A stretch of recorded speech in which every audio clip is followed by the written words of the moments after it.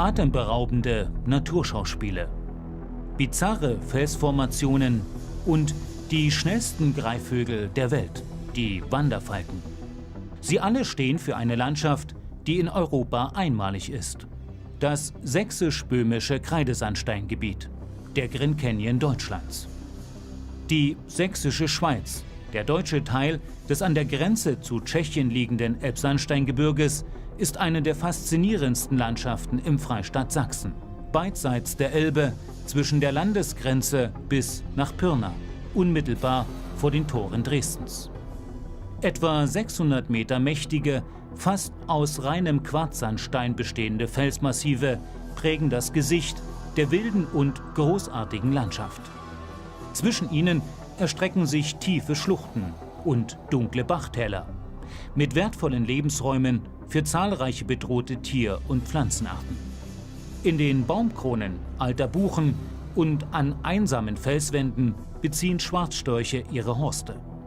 Im Unterholz der Wälder durchstreifen hin und wieder einzelne Luchse die Felslandschaft und jährlich ziehen Lachse aus dem Atlantik bis in die oberen Abschnitte der Sächsischen Schweiz, um hier ihre Eier abzulegen. Um dieses einzigartige Naturerbe dauerhaft zu bewahren, sind weite Teile der Landschaft fester Teil des EU-weiten Schutzgebietsnetzes Natura 2000. Ja, also Natura 2000 ist für den Lachs natürlich eine ganz, ganz wichtige Geschichte, weil Natura 2000 ist ein Netzwerk in Europa und Netzwerke sind notwendig, auch für unsere Fische. Die müssen also einfach ihre Wanderung durchführen können und der Lachs macht die weitesten Wanderungen. Insofern, jedes Netzwerk ist gut für den Lachs. Das Elbsandsteingebirge, also die ganze sächsische böhmische Schweiz, war immer schon eines der größten Wanderfalkengebiete von ganz Europa, von ganz Mitteleuropa. Also solche enge Forstabstände, wie wir sie zurzeit wieder haben, hat es früher nie gegeben. Also Natura 2000 finde ich gut, dass die schützenswerten Räume also ein besonderes Augenmerk erfahren. Und dazu zählen zum Beispiel also auch die Höhlen. Und würde das nicht sein, hätten wir uns bei weitem nicht so intensiv auch als Höhlenforscher mit diesem Lebensraum beschäftigt.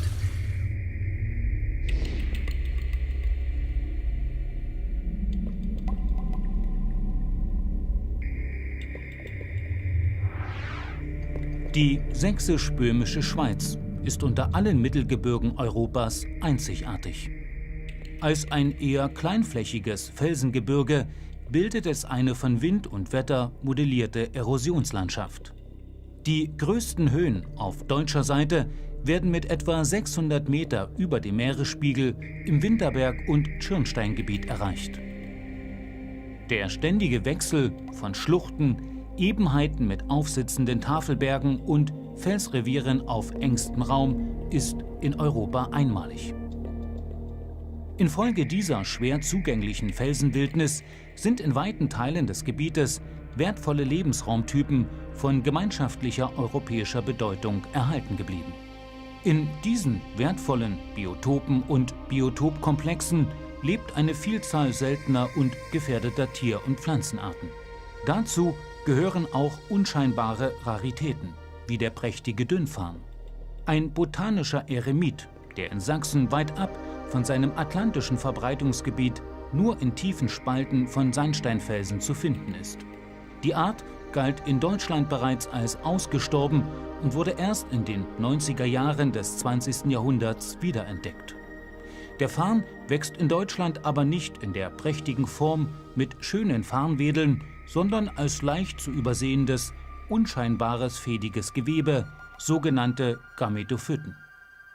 Um solche Seltenheiten dauerhaft zu schützen, werden im Rahmen von Natura 2000 Fauna-Flora-Habitatgebiete, kurz FFH-Gebiete, ausgewiesen. Sie dienen der Erhaltung ausgewählter gefährdeter Lebensräume und der in ihnen lebenden Tier- und Pflanzenarten.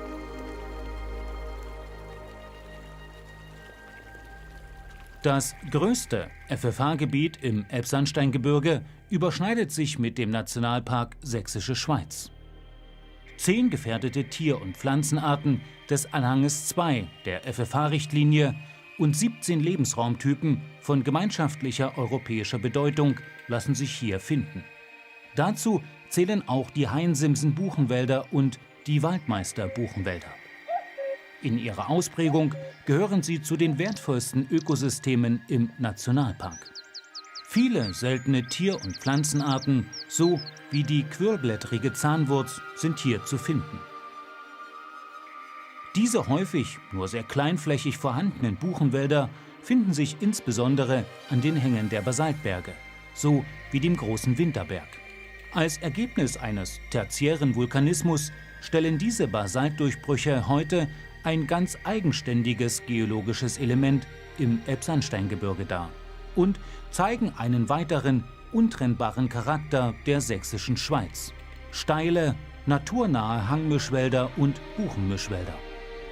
Lebensraumtypen, deren Anteil stetig wächst. Denn in der Vergangenheit wurden viele dieser natürlichen Wälder durch monotone Fichtenforste ersetzt.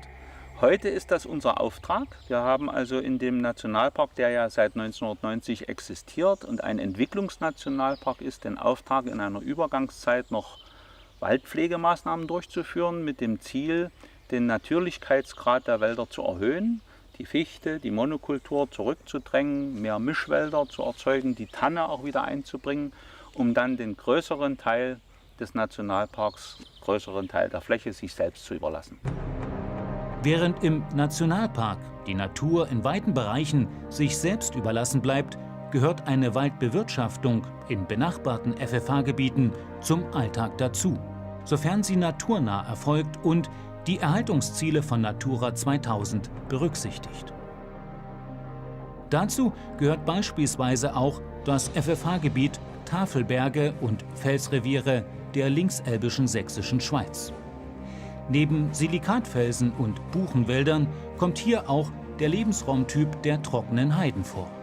Benachbart zu kleinflächigen, kargen Felsheiden hat sich einer der ältesten Waldbiotope Sachsens erhalten: der Felsriff-Kiefernwald. Und ich dachte, so von Sachsen haben wir, von diesen Naturkiefernwäldern oder primären Kiefernwäldern, haben wir vielleicht 90%. Da gibt es noch ein paar im Zittauer Gebirge und ein paar unten auf den Sanddünen der Lausitz. Und das war es dann. Ne? Das ist schon das typische, charakteristische der sächsischen Schweiz. Die war als erste da, die ist also nach der Eiszeit schon eingewandert und ist dann immer mehr eingeengt worden. Das Klima wurde ja atlantischer und damit sind Buchen eingewandert, ganz andere Baumarten. Und die haben natürlich eine ganz andere Konkurrenzkraft. Wo die Buche wachsen kann, richtig, drückt die Kiefer dann weg, logisch im Schatten. Kiefer braucht Licht. Ne? Aber hier in diesen Riffen hat sie sich gehalten. Und mit ihr auch einer der seltensten Greifvögel Europas. Denn für Wanderfalken sind die weit über 100 Jahre alten Kiefern mit dem Bonsai-Wuchs optimale Startrampen zu ihren Jagdflügen. Dabei ist das EU-Vogelschutzgebiet linkselbische Fels- und Waldgebiete mittlerweile deutschlandweit eines ihrer bedeutendsten Brutgebiete. Denn ab 1972 waren Wanderfalken in Sachsen ausgestorben.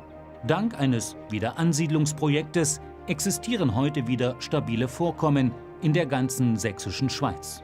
Denn hier finden die bis zu 300 Stundenkilometer schnellen Greife alles, was sie brauchen. Steile, ungestörte Felswände zur Brut und einen Luftraum über offener Landschaft zur Jagd auf Tauben oder Singvögel. Etwa 30 Brutpaare leben heute wieder in Sachsen. Anhand von Beringungen konnte Ulrich Augs dabei herausfinden, dass Mitteleuropas Wanderfalkenpopulationen eng vernetzt sind und gerade deshalb auch auf europaweite Schutzgebietsnetze wie Natura 2000 angewiesen sind.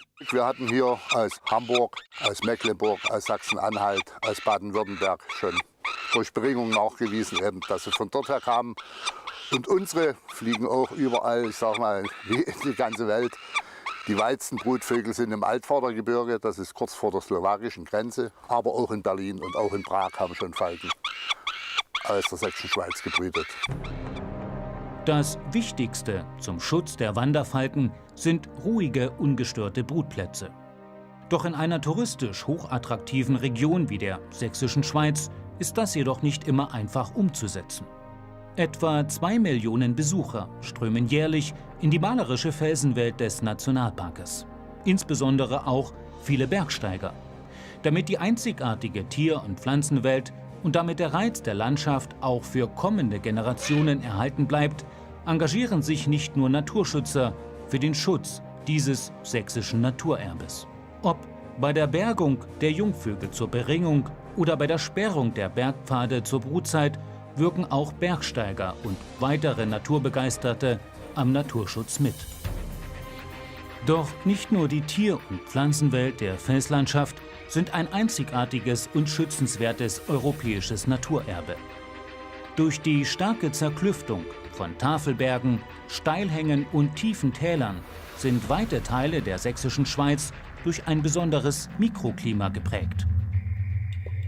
Eine geringe Sonneneinstrahlung bei hoher Luftfeuchte führen hier zu einem gebietstypischen Kellerklima mit milden Wintern und kühlen Sommern. Hier gedeihen botanische Besonderheiten wie das zweiblütige Veilchen mit seinen tiefstgelegenen Fundpunkten in Mitteleuropa sowie zahlreiche seltene Pilze, Moose, Flechten und Farne. Besonders eindrucksvoll ist dieses Kellerklima auch in den natürlichen Höhlen zu erleben. Einem Lebensraumtyp, in dem Luftfeuchte und Temperatur das ganze Jahr nahezu unverändert bleiben und dessen Geheimnisse nur wenige kennen.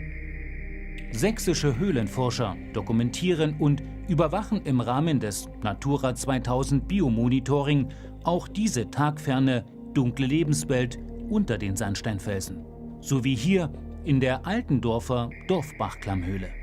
Wir haben diese Höhle also bereits jetzt schon zweimal erfasst im Rahmen von FFH und wir finden natürlich ja erstmal die typischen troglophilen Arten, das heißt also das sind Arten, die von Lebewesen her oder von der Umwelt her gerne in Höhlen leben. Dazu zählen eben besonders also auch die Spinnen, die große Höhlenspinne unter anderem, aber und auch eine Reihe von Insekten. Das sind eigentlich so die Hauptbewohner in der Höhle. Wer natürlich jetzt ganz genau hinschaut, wird also viele andere Arten auch noch entdecken. Während viele Höhlenbewohner ein Leben lang ihr Zuhause nie verlassen, gehen andere Bewohner der sächsischen Schweiz jahrelang auf Weltreise. Doch irgendwann zieht die Sehnsucht nach ihrer Heimat sie wieder zurück an ihren Geburtsplatz. Seit 1998 ziehen wieder Lachse aus dem Atlantik stromaufwärts über die Elbe in ihre Laichgewässer. In den Lachsbach, die Sebnitz oder die Polenz. Knapp 100 Jahre davor waren die letzten Exemplare des Elblachses hier ausgestorben. Ja, wir haben dann angefangen, Anfang der 90er Jahre, als sich die Wassergüte in der Elbe wieder verbessert hat, darüber nachzudenken, wie kann man den Lachs wieder zurückbringen nach Sachsen.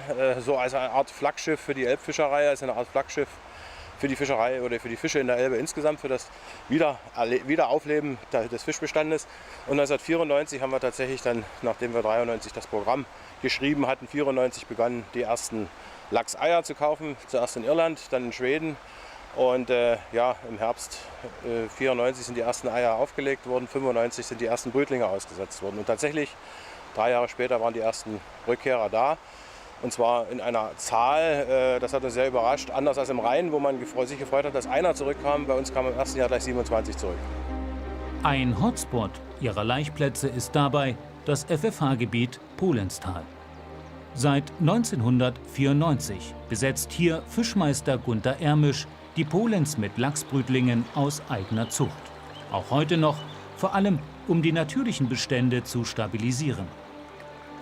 Mittlerweile ist das sächsische Lachsprojekt eine europäische Erfolgsgeschichte. Auch deshalb, weil es zu einem internationalen Kooperationsprojekt von Naturschützern, Fischern, Anglern und Landnutzern avanciert ist. Ganz im Sinne des europäischen Netzwerkes Natura 2000. Ich bin ja jetzt nur Berufsfischer, aber man sieht jetzt mit dem Abstand über 20 Jahre sächsische Lachsgeschichte, kann man es schon fast nennen, hat jeder seinen Beitrag geleistet. Die Qualität der Flüsse ist hervorragend geworden. Wir haben also hier überall moderne Kläranlagen. Die Durchgängigkeit und die Natürlichkeit, es sind heutzutage ganz viele Bäche und Flüsse, die werden kanalisiert, die werden begradigt, die werden ausgebaut und das mag der Lachs nicht. Der Lachs braucht natürliche, so wie wir das hier sehen, natürliche Rückzugsorte, dann kann der hier in Ruhe auch aufwachsen. Mittlerweile kehren allein im Lachsbach-System jährlich bis zu etwa 200 Lachse an ihre Geburtsorte zurück, um hier zu laichen. Anhand solcher Projekte wird das Engagement des Freistaates Sachsen zur Erhaltung bedrohter Tier- und Pflanzenarten und ihrer Lebensräume innerhalb des europäischen Netzwerkes Natura 2000 besonders deutlich. Die sächsische Schweiz ist deshalb heute nicht nur für Touristen aus aller Welt ein Eldorado, sondern auch ein Ort, an dem ein Teil von Europas Naturerbe dauerhaft bewahrt und gesichert ist und damit auch von zukünftigen Generationen bestaunt werden kann.